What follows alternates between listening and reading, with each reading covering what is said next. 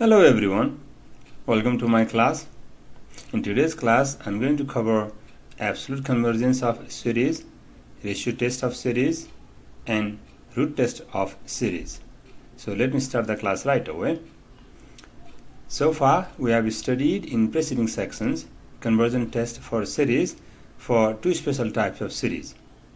Positive series, series whose terms are positive, and alternating series, series whose terms alternate the sign, positive, negative, so on.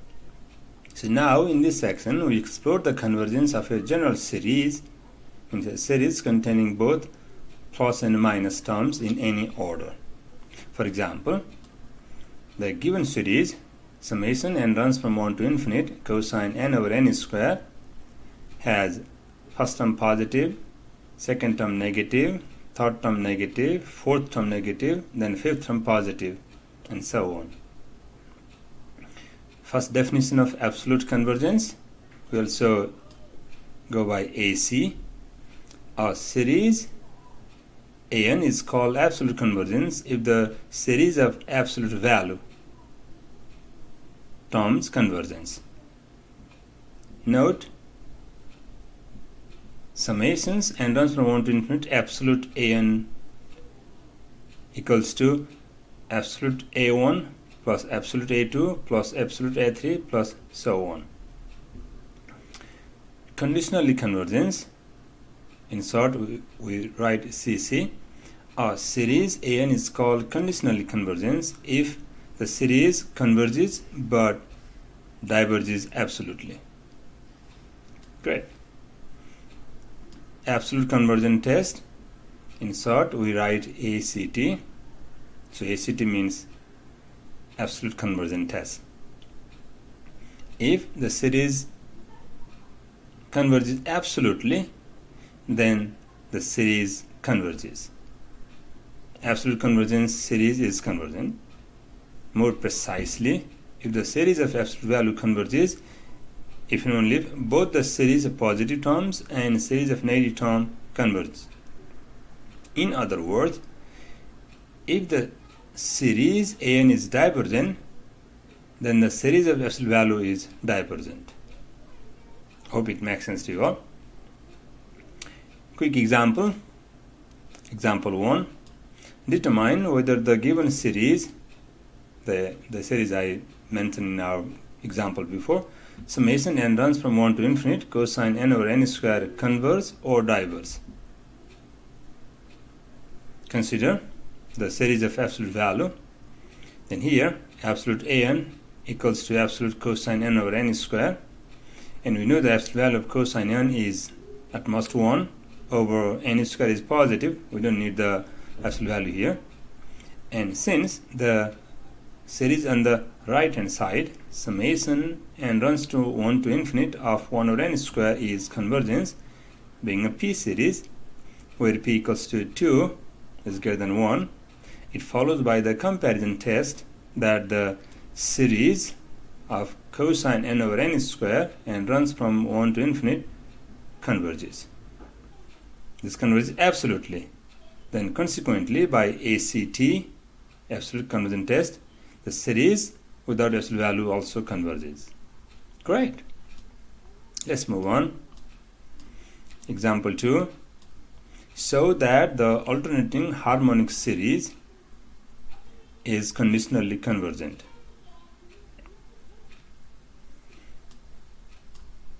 Solution. We know by alternate series test this series converges. Right? Here, let me show you here. So AN equals to 1 over n, which is positive. Let's take a limit n goes to infinite of AN is limit n goes to infinite of 1 over n equals to 0. And also we need to show AN is decreasing. Also AN plus 1 means n plus 1 term of this series is 1 over n plus 1, which is less or equals to 1 over n. This is true. This is AN. So that means AN is decreasing. That means by alternating series test, the series is converges. But we want to show the series is conditionally convergent. That means we need to show absolutely diverges. So let's consider the absolute value of the given series. So absolute value here. Then next summation as it is. Then absolute value takes this negative 1 to the power n plus 1 becomes positive, so only 1 over n left. And now I don't need to put the absolute value. So this is now just series 1 over n. We know the series 1 over n is harmonic series which diverges. Hence the series diverges absolutely. So consequently the given series is conditionally convergent. Awesome. So let's move on. I put some other discussion in aside also, which also talks about the alternating harmonic series here by taking positive terms and by taking negative terms, and both series diverges. Awesome. So let's move on. Example 3. Determine whether the given series is absolutely converges or conditionally converges or diverges. So given series is part A, summations and runs from 1 to infinite of negative 1 to the power n times n square over n cubed plus 4. So this is an alternating series. Let's begin the solutions. By alternating series test, this series converges. Since an equals to n square over n cubed plus 4, factor the n cubed from the denominator, then we have n square over n cubed times 1 plus 4 over n cubed, then cancel the n square from numerator to n square in the denominator, so we have only one n left in denominator, so then 1 over n, 1 plus 4 over n cubed, and take the limit as n goes to infinite, then the denominator goes to infinite, that means this fraction goes to 0. So next, for decreasing, let's use underlying function test. So let fx equals to x square over x cubed plus 4, change n to x, take the derivative, apply the quotient rule. The quotient rule says derivative of f equals to denominator times derivative of numerator minus numerator times derivative of denominator over denominator is squared. Simplify. This gives us x times 8 minus x cubed over this square term. By the way, the denominator is always positive, so the numerator is negative when x is greater than 2. So now we showed our an is decreasing for n is greater than 2. So by alternating series test, given series converges. For absolute convergence, let's consider the series of absolute value. And this is same as without absolute value, no plus minus sign here, simply summation and runs from 1 to infinite, n square over n cubed plus 4. Let's use comparison test. Let's replace this 4 by n cubed, then this n square over n cubed plus 4 is greater than or equals to n square over n cubed plus n cubed for n is greater than 2. So now we have this inequality. The right hand side is n square over 2n cubed. You can cancel n square, so this is simply 1 over 2 times n. And we know 1 over n, the series of 1 over n is harmonic series which diverges, multiplied by constant also diverges. That means the smaller series diverges means the bigger series diverges, hence this series absolutely diverges. That means our given series is conditionally convergent. Awesome. Let's move on. This to part B. The series given series is summation and runs from 1 to infinite of negative 1 to the power n minus 1 times 1 over 1.1 to the power n. Awesome. Let's begin the solutions. Here, let's consider the series of absolute value. So then next step is just a summation and runs from 1 to infinite of 1 over 1.1 to the power n. And this series converges, being a geometric series with common ratio r is 1 over 1.1, which is less than 1. Hence the series absolutely converges. The series absolutely converges also implies by ACT the given series converges. Awesome. Let's move on. There are two useful tests for testing a series for absolute convergence. One is RATFACE, ratio test for absolute convergence. Another one is ROOTFACE, root test for absolute convergence. So these tests are based on convergent geometric series. The root test is stronger than the ratio test. However, the ratio test has many applications widely used in power series in next sections. Awesome. So let's start. First, ratio test. Look at the limit of the ratio of this fraction, an plus 1 over an, absolute value. It's effective if terms have factorials and exponentials. So the formula is, suppose limit n goes to infinite, the absolute value of the ratio n plus 1 over an equals to r. Then if r is in between 0 and 1, excluding 1, then the series is absolutely convergent. If the r is greater than 1, strictly greater than 1, then the series is divergent. If r is equals to 1, then the ratio test is inconclusive. No conclusion. Note, ratio test is inconclusive for P series. Awesome.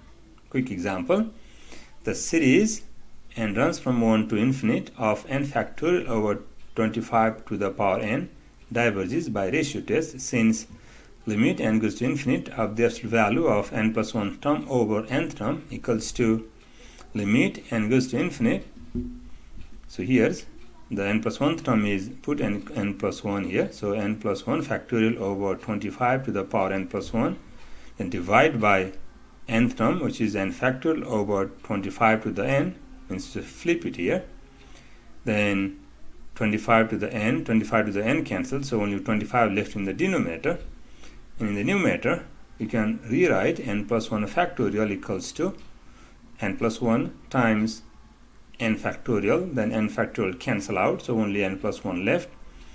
And take limit as n goes to infinite.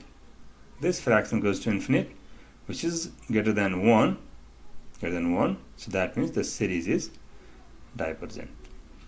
Awesome. Next, let's talk about root test. So in the root test, look at the limit of the nth root of the nth term. It's effective if terms have nth power.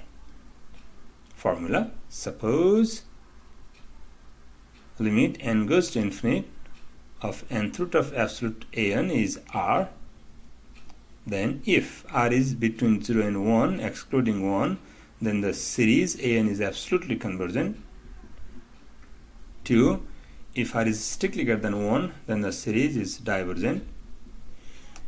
If r is equal to 1, then the root test is inconclusive. If the root test is inconclusive, do not try the ratio test because it will also fail, and vice versa. A quick example for root test: the series summation n runs from 2 to infinite of negative 2n over n plus 1 outside power 7n diverges by root test, since, let's take the limit of the nth root of nth term, limit n goes to infinite, nth root of absolute an equals to limit n goes to infinite, then here's the nth root, so then for 2 power 7n, so n cancels, so 2 power 7 times n power 7, because this n cancel out in the nth root, n plus 1 power 7. So then this equals to, take the constant outside the limit, then the next step, you have 2 power 7 times limit n goes to infinite of n to the power 7 over n plus 1 power 7. Then pull n outside, so it becomes n to the power 7 from denominator. Then n to the power 7 cancels in numerator and denominator. And at limit n goes to infinite, the denominator here goes to 1. that means the fraction goes to 1, so we have only 2 to the power 7, which is still bigger than 1. So that means by root test, when r is bigger than 1, then given series is divergent. Awesome. Some useful facts. Limit n goes to infinite of nth root of n is 1. We use L'Hopital's to verify these facts. Limit n goes to infinite, nth root of n factorial turns out to be infinite. Limit n goes to infinite of nth root of n to the power n turns out to be infinite. Limit n goes to infinite, nth root of ln n turns out to be 1. Limit n goes to infinite, nth root of n to the power p turns out to be 1. Limit n goes to infinite, nth root of p to the power n turns out to be p for any positive number p. Limit n goes to infinite of 1 plus 1 over n outside n power turns out to be e. We know the value of e is 2.7182 ... Great. Now let's do some example. Example 4. Determine whether the given series is absolutely convergent, conditionally convergent, or divergent. Part A. Given series is summation and runs from 1 to infinite n over 5 to the power n. So here an equals to n over 5 to the power n, and then an plus 1 means n plus 1th term is just add 1, n plus 1 over 5 to the power n plus 1. Then use a ratio test. So let's look the limit of the ratio of the n plus 1th term over nth term, and this equals to limit n goes to infinite absolute value. This is an plus 1 over an, and you flip it, which is here in the next step. So we can cancel the 5n, so only 5 left, so then only 5 left, n plus 1 over n as it is. Then pull 1/5 outside, and the limit of n plus 1 over n turns out to be 1, so we have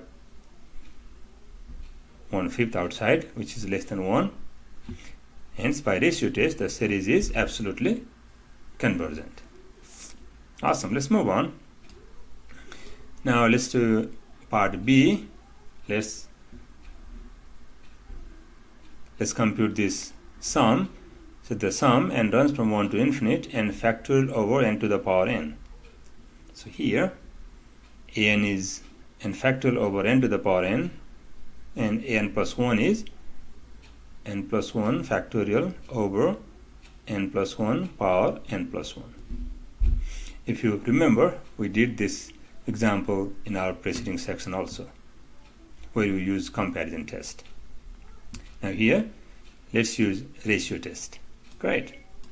So, next step, limit n goes to infinite, the absolute value of the ratio of the n plus 1 term over nth term. So this equals to limit n goes to infinite, absolute value, then this terms over this terms, that means you just flip this value here, so which is here. Then here, the next step, copy the limit as it is. We can rewrite n plus 1 factorial equals to n plus 1 times n factorial, then cancel the n factorial, so we only have n plus 1 left. And then from down here, we can write this is n plus 1 power n times n plus 1, then n plus 1 n plus 1 cancels. So we have in the next step here, the simplifications here. Hope this makes sense to you all. Then we have left this one, limit n goes to infinite, n to the power n over n plus 1 power n. Then from the denominator, we can pull n outside, means n to the power n outside. So then you can cancel to the numerator n to the power n. Then we have limit n goes to infinite, 1 over, we already pulled n outside, so what left, 1 plus 1 over n left to the power n as it is. Then take n goes to infinite, the denominator goes to e, so then 1 over e is less than 1. Hence, by ratio test, the series is absolutely convergent. Great. So then here's a quick aside. If we flip this series and to the power n over n factorial, then it turns out to be just flip here, exactly the same idea. We will get e, which is greater than 1. When greater than 1, then this series is divergence. Let's do part C. The given series is summation and runs from 1 to infinite of n square plus 1 over 2n square plus 3 outside power n. So here's our series involves the nth power. That means we are going to take root test. So solutions here, an equals to n square plus 1 over 2n square plus 3 to the power n. It means n is power, n is the power of both numerator as well as denominator. So let's take the limit of the nth root of an, absolute value. Then next step, limit n goes to infinite. Then nth root to n power cancel, so we only have n square plus 1 over 2n square plus 3. Then factor the n square out from numerator as well as denominator and cancel the n square. So and then take the limit. We will have 1/2, which is less than 1.